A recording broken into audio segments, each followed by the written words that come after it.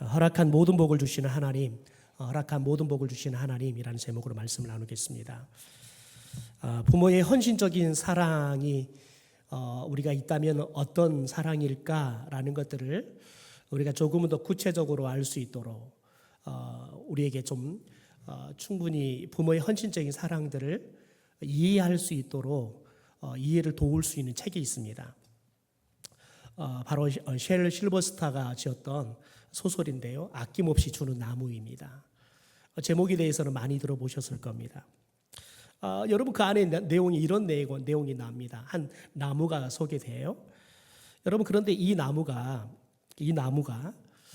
어린 소년을 위해서 한 소년이 등장하는데 이 소년을 위해서 어릴 적에는 그네를 타거나 또 나무를 오를 수 있도록 자신의 몸을 내어주죠. 그런데 이 소년이 성장을 해 청년이 됐을 때에는 자신의 몸에서 나는 사과를 이 소년에게 내어줍니다. 그래서 이 청년이 사과를 팔아서 돈을 벌 수 있도록 과일을 내어줍니다. 이제 이 소년이 장년이 되었을 때 이 소년이 가정을 이루고 살 수 있도록 집을 지을 수 있도록 자신의 몸이 어떤 가지를 베어서 이 소년에게 주죠. 여러분 중년이 되어서 멀리 떠나고 싶다고 이야기를 했을 때 이제는 배를 만들 수 있도록 가지가 아니라 이제 몸통을 아예 내어줍니다. 그리고 이제 마지막 밑둥만 남았습니다. 우리는 이것을 구르터기라고 말하지요. 이 소년이 이제 노인이 되어서 길을 걷다고 힘들었을 때 이제 자신의 밑둥 구르터기를 이 소년에게 앉을 수 있도록 의자로 자신의 밑둥을 내어줍니다. 이게 아낌없이 주는 그 나무가 우리 가운데 주는 이 부모의 사랑에 대한 그런 이해를 할 수 있도록 잘 설명하고 있는 모습입니다. 여러분 이 나무는 처음부터 마지막까지 자신의 모든 것들을 다 이 소년을 위해서 아낌없이 내어주잖아요. 부모가 그렇습니다. 우리 부모님들이 아이 잘 키우고 대학 보내놓고 좋은 직장 취업시키면 되겠지 하는데 또 이제 결혼시키는 게 문제잖아요. 또 결혼시켜 놓으면 됐다 생각했는데 또 애 낳고 또 애 키우는 문제가 되고 우리나라는 오직하면 여러분 오직하면 할아버지의 이 자금력 이 손자가 어디까지 출소할 것이냐를 또 결정짓는다는 우스갯소리가 있잖아요. 그러니까 이제는 뭐 자식뿐만 아니라 손자까지도 키워야 할 그런 마치 의무감이 있는 것처럼 우리나라는 그런 문화가 되어버렸습니다. 그러니까 평생 자식을 위해서 후손들을 위해서 헌신하며 살아가는 게 부모라는 거죠. 여러분 그런데 왜 부모님들은 자식들을 위해서 이렇게 자신의 모든 것들을 다 내어주는 그런 사랑들을 할까요? 이유는 딱 하나입니다. 여러분 자녀가 행복하고 자녀가 잘 살기를 원하는 마음 때문에 그렇습니다. 내가 기꺼이 내 모든 것들을 다 내어줘서라도 내 자식이 행복하게 잘 살 수 있다 그러면 부모는 아낌없이 모든 것들을 다 내어줄 수 있죠. 그게 여러분 부모의 헌신이 있는 사랑입니다. 여러분 오늘 우리가 이 본문 속에서 하나님의 그런 사랑을 우리가 경험하게 되어집니다. 여러분 하나님께서 오늘 특별히 남유다 북이스라엘을 향해서 실은 지금 그들 가운데 저주의 말 너희들이 나라를 다 빼앗기게 될 것이다 포로로 끌려갈 것이다 이 말을 하다가 이 32장에 와서 아직 이제 포로로 끌려가기 직전인데 이들 가운데 희망의 메시지를 주는 겁니다. 희망의 메시지를 주고 있습니다. 여러분 그런데 오늘 말씀을 읽다 보면 하나님께서 계속해서 이야기하는 것 42절 같은 경우는 하나님이 주실 모든 복들을 너에게 줄 것이다 라고 이야기를 하잖아요. 여러분 그러니까 지금 하나님은 이스라엘 백성들을 또 남유다 백성들이 하나님께 죄를 지어서 회개하지 않으니까 그들을 심판합니다. 여러분 그런데 그 심판이 이제 곧 임하기 전에 하나님께서는 그들 가운데 또 희망의 메시지를 주는 겁니다. 이게 하나님의 양가 감정이 다 들어있는 겁니다. 그러니까 어쩔 수 없이 말을 듣지 않으니까 매를 들지만, 그러나 여러분 그 매 속에 담겨있는, 결국은 그 매를 맞고 나면 이 자녀에게 부모가 다시 베풀어 줄 그 사랑들에 대해서 마치 하나님께서 이야기하듯이 오늘 이야기를 하고 있는 겁니다. 그래서 오늘 본문을 우리가 읽는 가운데 하나님께서 복이라는 단어를 무려 4번이나 쓰고 있는 것을 봅니다. 여러분, 그래서 이 말씀을 가만히 읽고 또 읽고, 그래서 하나님은 어떤 마음이셨을까? 우리가 우리 본문을 읽으면서 하나님이 어떤 마음으로 이 말씀을 하셨을까를 곰곰이 묵상해 보면 우리가 마치 아낌없이 주는 나무처럼, 부모님이 자식을 위해서라면 모든 것을 다 내어주듯 사랑하듯이 하나님의 그 사랑이 우리가 느껴지는 것들을 묵상할 수 있습니다.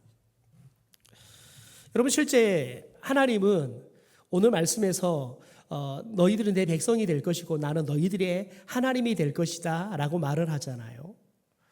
여러분, 그런데 여러분, 이 말은 신약으로 넘어오면 또 다른 말로 바뀝니다. 바로 아버지라는 말로 바뀌어요. 여러분, 실제 이스라엘 백성들은 하나님을 하나님이라고 부르지를 못했습니다.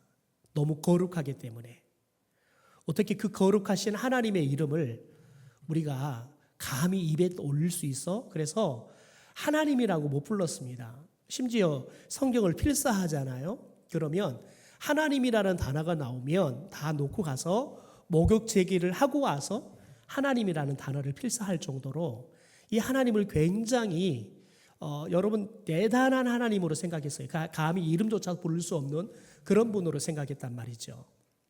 여러분, 그런데 예수님이 오셔서 저와 여러분의 신분을, 백성을 넘어서서 하나님이 우리의 아버지가 되고 우리는 자녀가 되어지는, 그래서 우리가 예수 그리스도를 영접하면 하나님의 자녀가 되는 권세를 주셨다라고 이야기하죠. 여러분, 하나님께서는 우리의 아버지가 되어주신다는 거죠. 그러니까 이 말씀 속에서 하나님 아버지의 사랑을 우리들이 느낄 수 있다는 겁니다. 여러분, 하나님께서는 우리 아버지셔서 하나님의 아버지의 본심이 뭐냐? 여러분, 매를 들어서 때리면서도 하나님의 본심은 저와 여러분을 사랑하셔서 하나님이 줄 수 있는 모든 복들을 다 주고 싶은 것, 그게 하나님의 본심이라는 거예요. 여러분, 이스라엘 백성들에게 그렇게 야, 이제는 너희들 회개해도 소용없다. 이제는 너희들이 회개가 답이 아니라 바벨론이 너희를 침략해 오면 그냥 항복하고 조용히 따라가는 게 내 말씀에 순종하는 것이다. 여러분, 그렇게 하나님께서 말씀할 정도로 하나님의 뜻이 더 이상 유보함도 없고 변할 것도 없다. 딱 확고하게 정해버렸어요. 이제 심판. 그래서 바벨론을 통해서 너희들을 심판하겠다. 하나님께서 딱 정확하게 정해버렸어요. 여러분, 그러면서도 하나님은 뭘 이야기하고 있냐면, 그런데 나는 너희들한테 내가 줄 수 있는 모든 복들을 주고 싶어. 지금 이 이야기를 하나님께서 하고 있다는 거죠. 여러분, 그래서 우리가 하나님에 대해서 정말 잘 알아야 돼요. 또 오늘 하나님의 본심에 대해서 너무 잘 알아야 돼요. 왜냐하면 여러분, 하나님의 그 마음은 여러분 에레미야나 이 이스라엘 백성들을 향한 그 마음, 여러분 2700년 전에 품었던 그 마음이 지금도 변하지 않고 하나님의 자녀된 저와 여러분에게도 그 사랑, 여러분 그 축복을 주고 싶은, 모든 복을 주고 싶은 그 아버지의 마음은 변함없이 우리를 향해서 여러분 여전히 품고 살아가고 있기 때문에 그렇습니다.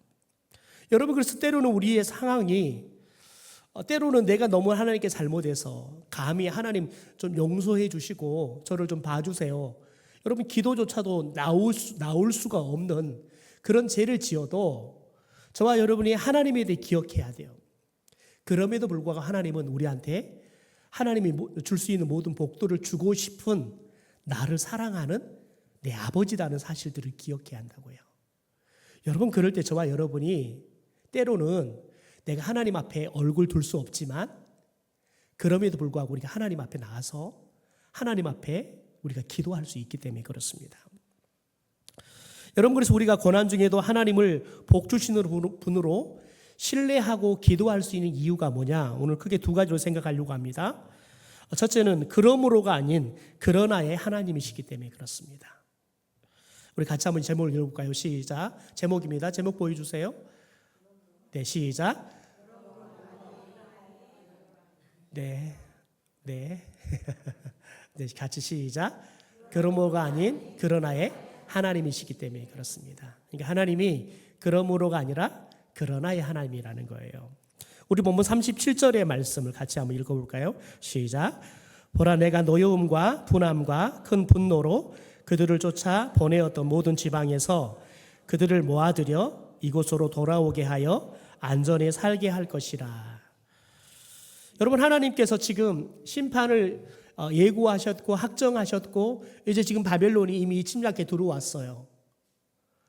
바벨론이 이제 문 두드리면 이제 예루살렘 성은 완전히 다 무너지고 포로로 끌려가기 직전이에요. 여러분, 그런데 하나님께서 뭐라고 말해요? 보라, 내가 노여움과 분함과 큰 분노로 그들을 쫓아 보내었던 모든 지방에서 그들을 모아 이곳으로 돌아오게 할 거라는 거예요. 그리고 하나님이 뭐라 그래요? 안전하게 살게 하겠다. 여러분, 지금 그들 앞에 가장 위험이 닥쳐 있어요. 근데 하나님의 마음은 무슨 마음이라는 거예요? 다시 너희들 다, 지금은 내가 너희들의 죄 때문에 너희들을 깨닫게 하기 위해서 다 흩어보내지만, 가장 큰 위험이 닥치게 해서 흩어보내겠지만, 그러나 내 본심은 너희들을 다 돌아오게 하셔서 다시 이곳에서 정말 안전하게 살 수 있도록 내가 너희들에게 복을 주고 싶어. 이게 하나님의 마음이라는 거예요. 여러분, 당시에 이스라엘 백성들이 바벨론 왕의 손에 넘어가고 그래서 그들의 삶이 처참하게 무너지는 이유는 정확했습니다. 아주 명백했습니다. 그들이 하나님을 버려버리고 우상을 섬겼기 때문에 그렇습니다.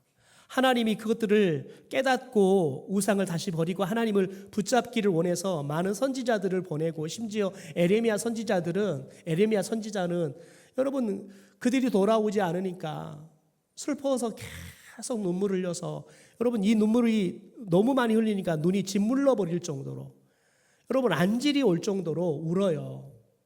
깨닫지 못하니까요. 그러면서도 그렇게 말씀을 포기하지 않고 전하지만 이스라엘 백성들은 돌이키지 않아요. 여러분, 그 결과 하나님의 이 심판의 칼날이, 때로는 기근과 전염병이 여러분 그들에게 닥쳐오는 겁니다. 여러분, 그러면 여러분 이럴 때는 하나님께 어떻게 말해야 할 것 같습니까?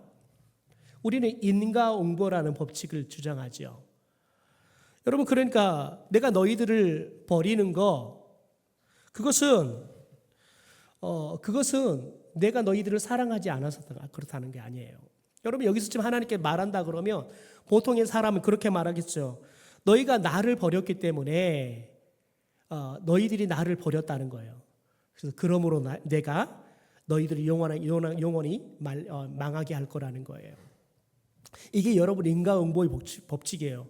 너가 잘못했으니까 그러므로 내가 너희들한테 이렇게 하는 거야. 이렇게 보통의 사람들은 말한다는 거예요.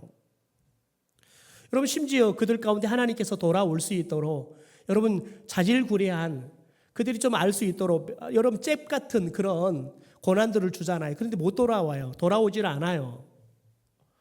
여러분, 그러니 지금 어떻게 보면 이제 곧 바벨론이 들이닥치면 완전히 다 정복당하고 끌려가는 그런 모습들을 보면, 여러분, 보통의 사람은 내가 너희들 그럴 줄 알았다, 내가 속이 시원하다, 너를 그런 꼴을 보니까 내가 마음이 아픈 게 아니라 내가 그렇게 말을 해도 안 들었는데 너희 그런 걸 꼴을 보니까 내가 정말 마음이 너무 시원하고, 야, 참 잘됐다. 여러분, 이렇게 하나님께서는 여러분 말하는 게 보통의 사람들의 모습이라고요. 여러분, 성경에 보면 탕자의 비유가 나오잖아요.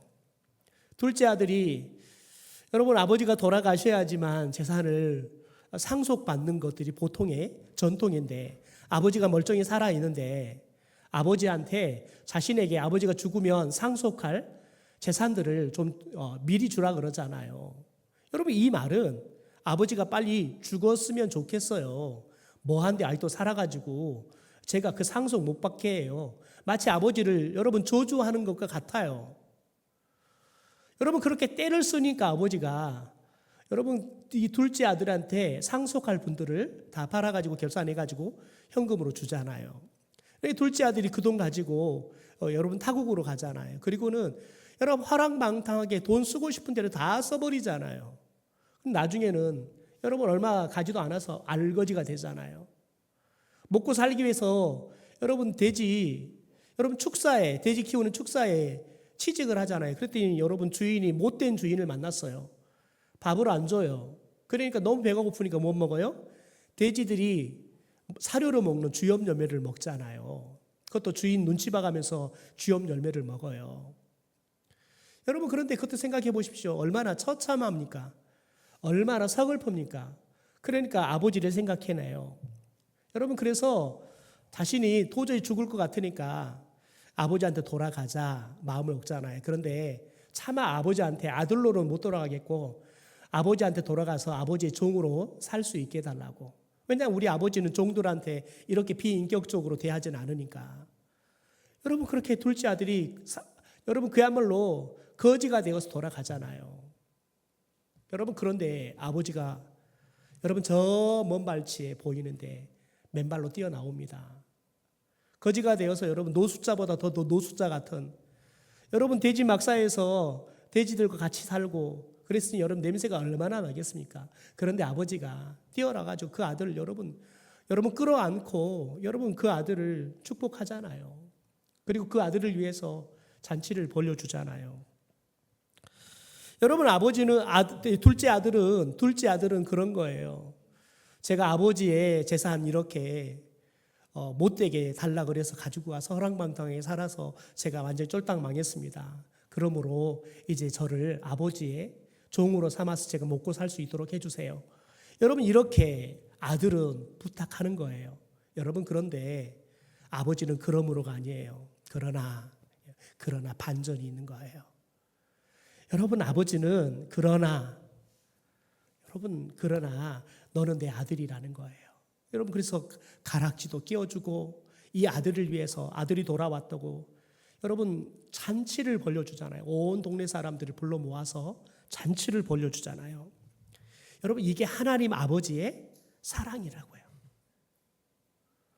그게 하나님 아버지의 사랑이라고요. 여러분, 저와 여러분이 하나님이 좀 이것 좀 달라 그랬더니 안 줘요. 내가 기도해도 들어주지 않아요. 여러분, 그러면 서운하고 교회를 떠나버리죠. 교회를 안 온다고 여러분 예배는커녕 아예 교회도 오지 않지요. 여러분, 그러면 만신창이가 되면 그때 또 돌아옵니다. 여러분, 그럴 때 돌아올 때 대부분의 사람들이 아유 빈대도 낯짝있죠. 제가 어떻게 하나님 앞에 이거 해달라 저거 해달라 말하겠어요. 보통의 사람들입니다. 여러분, 그런데 우리는 그런 마음으로 하나님 앞에 돌아와도 하나님은 그러나예요. 그러나. 여러분, 이어서 오늘 38절의 말씀을 좀 볼까요? 같이 한번 읽어볼까요? 시작.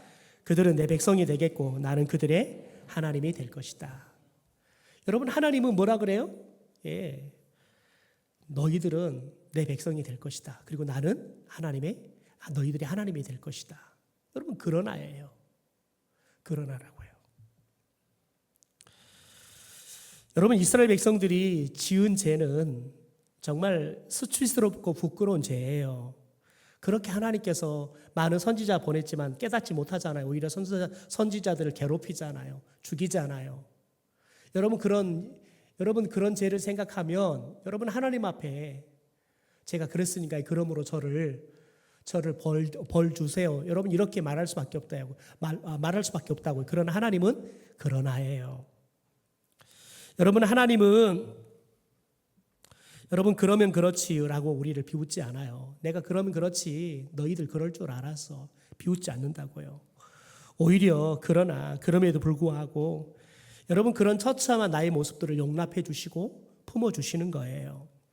항상 변함없이 우리를 대하시는 그런 아예 하나님이라는 거예요. 내가 이런 죄를 지었으니까 그러므로 저를 이런 벌 주세요. 우리는 이런 마음이지만 하나님은 여러분 그러므로가 아니라 그러나요. 너희들이 그런 죄를 지었지만 그러나 나는 너희들에게 이렇게 복 주고 싶다. 너희들이 나를 배신하고 떠나가도 그러나 나는 너희들의 하나님이 되고 너희들은 내 백성이 될 것이다. 하나님께서는 말씀하신다는 겁니다. 둘째, 여러분, 우리에게 한 마음과 한 길을 주시는 하나님이시기 때문에 그러는 거예요. 우리 같이 한번 이 제목을 읽어보시죠. 시작. 우리에게 한 마음과 한 길을 주시는 하나님이시기 때문입니다. 우리 39절 같이 읽죠. 시작. 내가 그들에게 한 마음과 한 길을 주어 자기들과 자기 후손의 복을 위하여 항상 나를 경외하게 하고. 여러분, 하나님이 그들에게 한 마음, 한 길을 주겠다는 거예요. 그래서 그들을 그리고 그의 후손들이 복을 받을 수 있도록 여러분 그들이 항상 나를 경외하는 삶을 살게 하겠다는 거예요. 그러니까 바벨론에 의해서 그들이 심판을 받는 것도 목적이 뭐예요? 그들에게 그러나의 하나님이 되기 위해서요. 동시에 그들의 후손이 하나님이 주고 싶은 모든 복을 받을 수 있도록 하나님을 경외하는 법을 다시 그들에게 가르치기 위해서요. 여러분, 그러니까 저와 여러분이 우리의 삶이 어떤 상황에 놓여도 여러분 하나님께서는 우리에게 바라는 게 뭐예요? 하나님이 우리에게 주고 싶은 모든 복들을 줄 수 있도록 저와 여러분이 하나님을 경외하는 믿음을 회복하는 거예요. 여러분, 저와 여러분이 하나님을 경외하는 가장 확실하고 여러분 분명한 방법이 뭐냐면 바로 예배예요. 여러분, 예배만큼 우리가 하나님을 경외한다는 것을 하나님이 원하는 방법으로 우리가 하나님을 경외하는 믿음을 보이는 게 없는 거예요. 왜요? 예배는 하나님을 경외하는 것을 여러분 우리들이 행위로 나타내 보이는 게 예배이기 때문에 그런 거예요.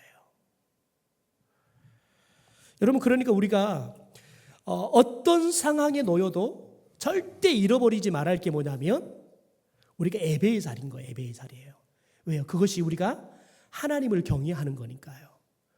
그러니까 여러분, 우리의 상황이 또 내가 지금까지 살아왔던 모습이 하나님께 내가 낯짝이지 어떻게 하나님께 복을 달라고 이야기해. 여러분, 우리가 그래도 우리가 하나님께 복 주세요 여러분 말하지 않아도 우리가 하나님을 경외하잖아요. 그러면 하나님이 복을 주세요. 왜요? 우리가 하나님을 경외하는 것이 하나님이 우리에게 복을 주시는 방법이기 때문에 그렇습니다. 여러분, 그래서 저와 여러분이 예배를 사모해야 하는 거예요. 여러분, 놀라운 건 여러분, 교회의 부흥은 무엇으로 시작되면 예배로 시작이 돼요. 여러분, 그래서 예배의 목숨을 걸어야 할 이유가 거기 있는 겁니다. 자꾸 예배 하는 이유가 거기 있는 겁니다. 왜요?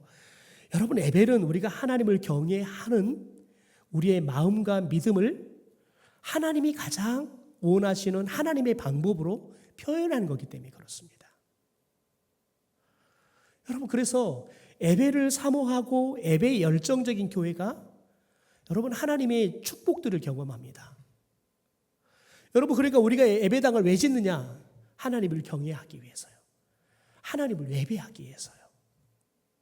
여러분, 그래서 저와 여러분이 새 예배당을 들어가기 전에 우리가 더 뜨겁게 하나님을 예배할 수 있도록 준비해야 되는 거예요. 여러분, 그러니까 여기서부터 여러분 우리 예배가 회복이 돼야 되는 거예요. 여러분, 그럴 때 새로운 예배당에 드리는 그 예배가 폭발하는 일들이 일어날 거예요. 제가 지난주에 청주를 세미나를 컨퍼런스 마치고 돌아오는 길에 청주를 지나와서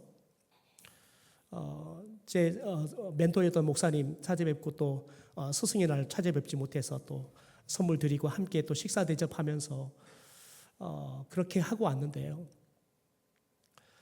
여러분, 정말 놀랍도록 비교되어지는 교회를 자연스럽게 한 교회를 보면서 보고 왔어요.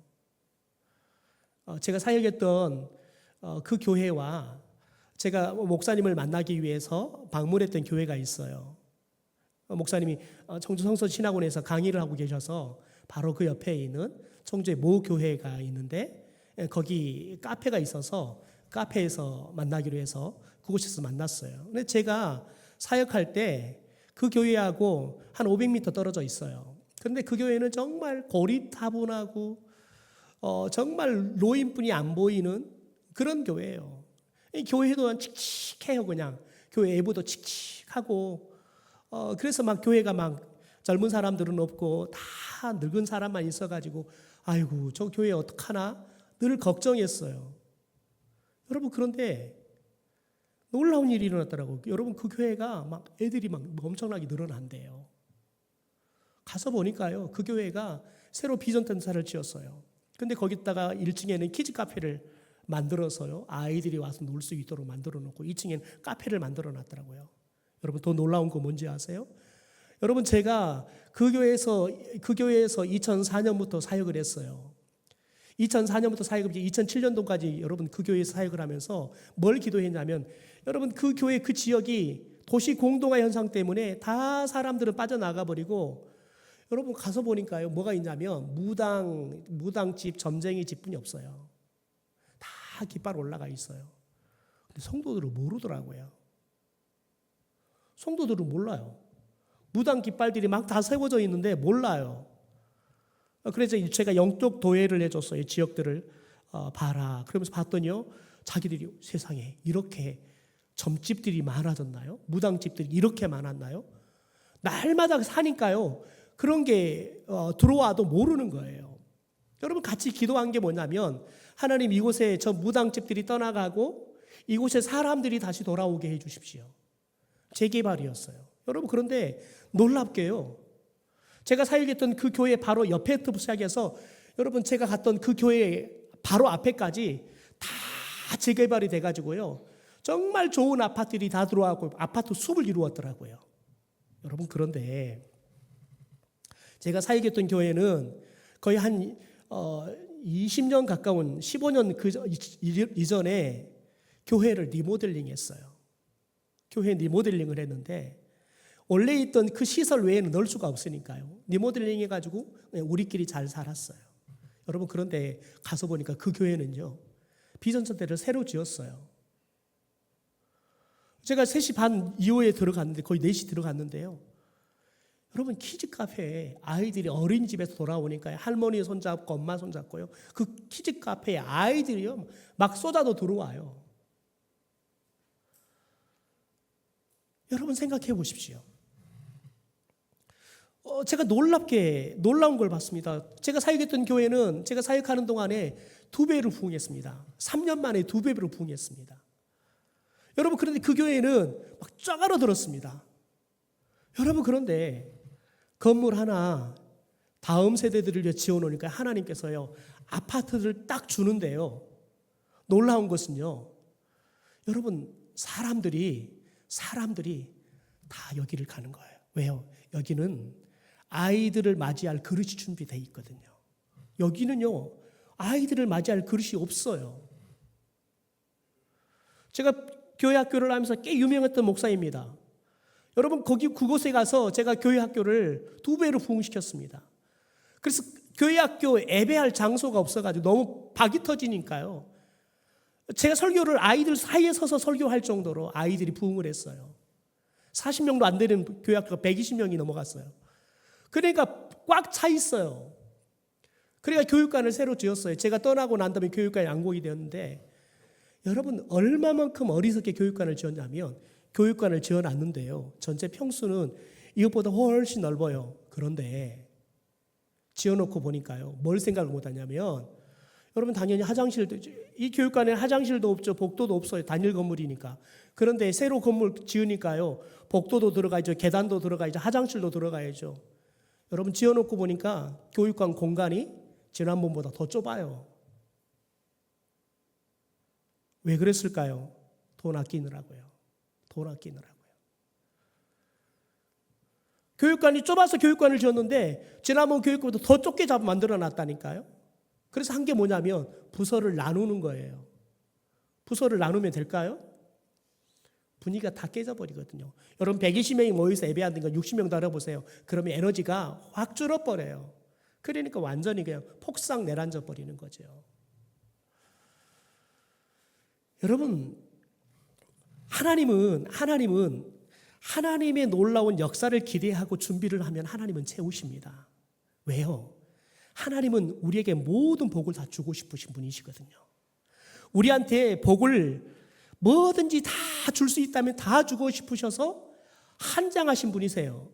오직 하면 지금 하나님이 말씀하신 심판이 임하기 전인데 하나님의 본심이 그거니까 그거 이야기하고 싶은 거예요. 여러분 그래서 지금 그 이야기를 하고 있는 거예요. 여러분 그래서 너희들이 돌아올 때에는 한 마음 한 길을 내가 너희들에게 줄 거라는 거예요. 그래서 너희들은 물론 너희 후손들도 복을 받을 수 있도록 하나님을 경외하게 할 것이다 라고 이야기하고 있다고요. 여러분 그렇다면 이스라엘 백성들은 왜 하나님을 두고 우상에 눈을 돌렸을까요? 혹시 하나님이 구하는 것을 안 주셔서 삐졌을까요? 여러분 마태복음 7장을 볼까요? 하나님이 어떤 분인가 하고 같이 한번 읽어보시죠. 시작. 너희 중에 누가 아들이 떡을 달라 하는데 돌을 주며 생선을 달라 하는데 뱀을 줄 사람이 있겠느냐? 너희가 악한 자라도 좋은 것으로 자식에게 줄 알거든 하물며 하늘에 계신 너희 아버지께서 구하는 자에게 좋은 것으로 주시지 않겠느냐. 여러분 아버지가 나쁜 아버지예요. 악한 아버지예요. 그래도 여러분 자식에게는 좋은 것만 준다고요. 그런데 여러분 우리 하늘 아버지는 참 좋은 아버지세요. 여러분 그래서 악한 아버지도 좋은 것만 자식에게 줄 아는데 하나님은 우리에게 더 좋은 거 주신대요. 여러분 그래서 우리에게 하나님이 주시는 최고의 선물이 뭔지 아세요? 성령이에요. 성령. 왜요? 성령이 오시면 그 성령은 우리에게 하나님의 모든 것들을 가르쳐 주시고 하나님의 모든 것들을 다 우리가 받아 누릴 수 있도록 여러분 그 성령은 우리에게 축복하시기 때문에 그렇습니다. 그래서 저와 여러분이 늘 성령의 충만함을 경험해야 됩니다. 날마다 성령이 충만하게 해주십시오. 여러분 가만히 생각해 보세요. 가만히 생각해 보세요. 우리가 지난 주일 여러분 경고의 말씀도 우리 자녀들에게 전해줘야 한다고 했어요. 여러분 그런데 우리는 경고의 말씀은커녕 축복의 말씀도 안 전하잖아요. 여러분 우리 아이들에게 예배하는 것이 오늘 말씀이 하나님이 그러잖아요. 너희들이 하나님을 경외하는 것이 너는 모르고 너희 후대들도 하나님의 복을 받는 방법이라는 거예요.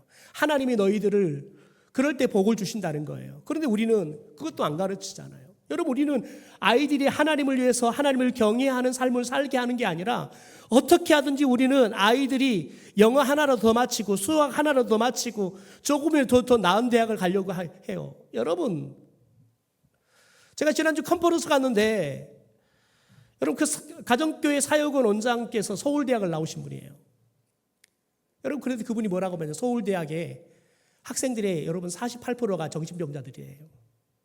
정신이 정상이 하나도 아니에요. 여러분 자기도 서울대를 나왔는데 서울대학 가서 보니까 다 정신병자들이라는 거예요. 왜요? 여러분 공부에 미쳐 있는 거예요. 공부에 미쳐 있는 거예요. 정상이 아닌 거예요. 여러분 건강한 삶을 사는 방법을 몰라요. 여러분 그러니까 공부만 할 줄 알지 사람들과 사는 방법을 몰라요. 제가 모셨던 목사님들 중에 서울대학 나오시는 목사님들이 제일 커뮤니케이션이 안 돼요. 이분들은 한번 꽂히잖아요. 그러면 그거 외에는 들리지가 않아요. 왜냐하면 워낙 집중력이 좋아가지고 워낙 여러분 집중력이 좋아가지고 너무 집중한 나머지 쓰러지기도 해요. 너무 집중력에 에너지를 다 써가지고 쓰러져 버려요. 여러분 그 정도로 여러분 우리가 생각하는 비정상적인 삶을 살아가요. 그런데 여러분 우리는 아이들에게 그렇게 살라고 가르치죠. 여러분 제가 만났던 권사님의 딸은 서울대를 나왔어요. 남편도 서울대에 나온 사람이에요. 한국은행에 다니는데요. 결혼을 했는데요. 여러분 두 부부가 밥을 안 먹는데요. 같이 밥을 안 먹어요. 아침에 일찍 출근해가지고 학원 가느라고 학원 가고요. 학원 마치면 여러분 학원 마치면 직장 출근하고요. 직장 퇴근하잖아요. 그러면 또 각자 취미 생활하고요. 저녁에 여러분 잠잘 때 들어온대요. 결혼을 했는데 같이 밥 먹을 시간이 하나도 없대요. 여러분 각자 잘났으니까 자기 삶 사느라고요. 결혼했는데 가정생활을 하지 않는 거예요. 그러니까 엄마가 반찬해서 보내고 싶은데 한다는 이야기가 우리 집에서 밥 안 먹는다 필요 없다고 보내지 말라고 그러는 거예요. 날마다 밖에서 먹고 사는 거예요. 여러분 그런 생각해 보세요. 그런 사람들이 여러분 결혼해서 부부가 누릴 수 있는 그 행복들을 누릴 수 있겠어요? 못 누려요. 왜요? 내 잘나서 내가 하고 싶은 거 해야 되니까요. 여러분 그러다 시간 다 보낸다고요. 여러분 그게 정상이냐고요. 정상이 아니에요. 여러분 생각 한번 해보십시오. 여러분 저와 여러분이 과연 우리 아이들에게 저와 여러분이 우리의 삶은 무엇을 추구하고 살아가고 있냐고요. 여러분 우리가 열심히 일하면 나 성공해. 여러분 열심히 일해야 다 성공하던가요? 아니에요. 여러분 사기꾼처럼 여러분 열심히 일한 사람들 없어요. 여러분 사기꾼으로 성공한 사람들은 밤낮 안 자고 여러분 사기쳐요. 여러분 도둑놈들은 잠도 안 자고 도둑질해요. 여러분 저와 여러분이 잠잘 때 도둑놈들은 열심히 여러분 도둑질한다니까요. 가스라인 타고 올라가는 여러분 연습하잖아요. 여러분 그거 타고 올라가려고 얼마나 손운동 많이 한 줄 몰라요. 열심히 우리가 산다고 해서 다 성공하는 게 아니에요. 여러분 성공하면 뭐 할 겁니까? 우리가 생각하는 성공은 돈을 많이 버는 거. 돈 많이 벌었어요. 여러분 그러면 어떻게 할 거예요?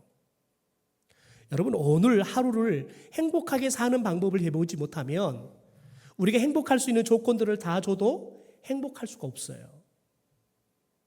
제 멘토였던 목사님께서 그 이야기 하시더라고요. 자기는 목회만 하는 것이 진짜 목회를 잘한 줄 알았대요. 그래서 자기는 결혼식을 하는 전날까지 신방 다녔대요. 정작 결혼식하고 신혼여행을 갔는데 너무 피곤해 자기는 신혼여행 가서 잠만 잤대요.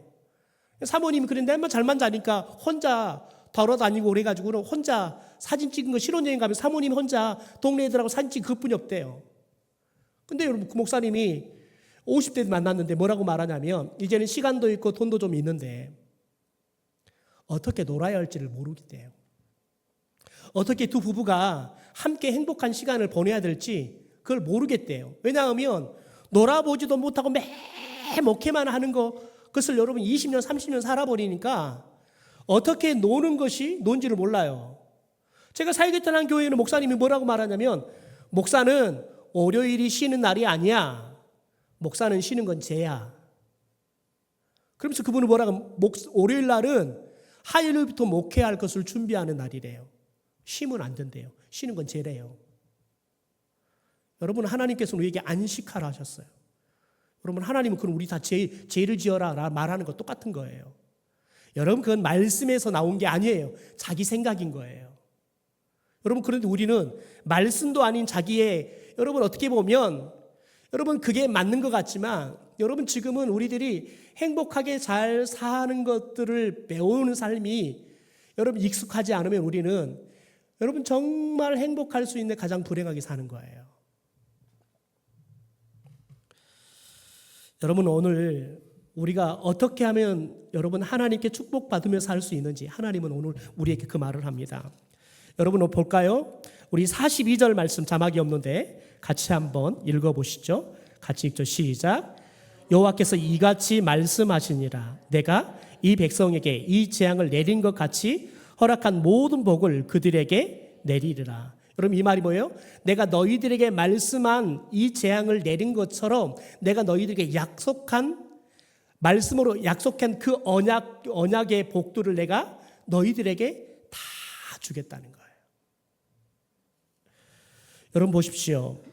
43절 너희가 말하기를 항폐하여 사람이나 짐승이 없으며 갈대아인의 손에 넘긴 바 되었다 하는 이 땅에서 사람들이 밭을 살 거다. 베냐민 땅과 예루살렘 사방과 유다 성읍들과 산지의 성읍들과 쭉 이야기를 해요. 그러면서 이 성읍에 있는 밭을 은으로 사고 증서를 기록하여 봉인하고 증인을 세우리니 이는 내가 그들의 포로를 돌아오게 함이니라.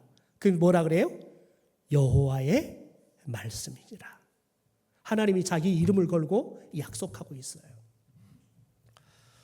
여러분 그러면 저와 여러분이 내가 복을 만들려고 살지 마십시오. 하나님은 우리 가운데 복을 주시기를 원하시는 분이에요. 여러분, 우리가 복을 만들어 살려고 하면 우리가 여러분 수고한 만큼 거두기도 하지만 수고해도 헛수고로 살 수 있습니다. 그러나 하나님이 복을 줄 수 있도록 우리가 살면 여러분, 하나님께서 저와 여러분에게 복을 주실 줄 믿습니다. 그러므로 여러분, 복을 받을 수 있는 사람이 되십시오. 복을 만들어 수 있는 사람이 된 것보다 복을 받을 수 있는 여러분 사람이 되십시오. 여러분, 그럴 때 하나님께서는 우리에게 복을 부어주십니다. 여러분, 하나님께서는 우리에게 모든 복을 주세요. 그런데 여러분이 복을 받을 그릇을 준비한 만큼만 받을 수 있어요. 저는 우리 성도들이 복을 받을 수 있는 그릇들을 크게 준비하는 사람들이 되기를 소망합니다. 여러분 보십시오. 10년 후에, 20년 후에 저는 여기 앉아있는 모두들이 여러분 지금보다 여러분 갑절의 은혜, 10배의 은혜, 100배의 은혜를 받고 누리며 살 수 있는 사람들이 되기를 주님의 이름으로 축원합니다.